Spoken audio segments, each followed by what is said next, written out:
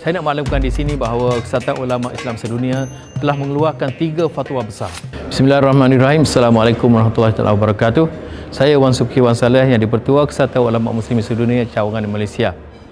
Hari ini saya ingin menyatakan bahawa Kesatuan Ulama Malaysia dan juga Kesatuan Ulama Antarabangsa yang berjabat di Qatar, Kesatuan Ulama Antarabangsa telah mengeluarkan satu fatwa bahawa wajib bagi umat Islam sekarang ini menolong Palestin.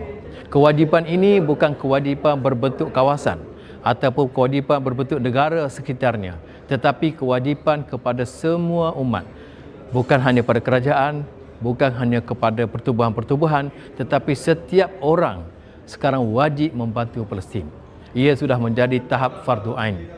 Saya nak maklumkan di sini bahawa Kesatuan Ulama Islam Sedunia telah mengeluarkan 3 fatwa besar. Antaranya, fatwa mewajibkan negara-negara Islam membantu Palestin. Fatwa kedua, mewajibkan negara-negara sekitar Palestin membantu Palestin. Kemudian dikeluarkan fatwa yang ketiga ialah wajib bagi umat Islam, setiap peribadi yang mengaku dia Muslim, dia wajib mengeluarkan sumbangan kepada Palestin. Sama ada di sudut zakatnya, sumbangannya, sedekah dan sebagainya. Kerana menyelamatkan Palestin, membantu Palestin dan juga membebaskan Palestin adalah menjadi kewajipan bagi setiap Muslim.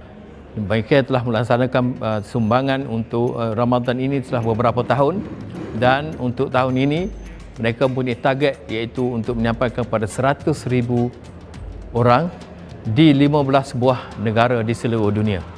Jadi saya ingin menyeru pada semua pihak sama-sama membantu MyCare untuk mendapatkan saluran kita. Pastikanlah kita di antara penyumbang kepada Ramadan, sebab inilah peluang pahala yang besar, gandaan pahala yang cukup besar apabila kita menyumbang untuk Ramadan.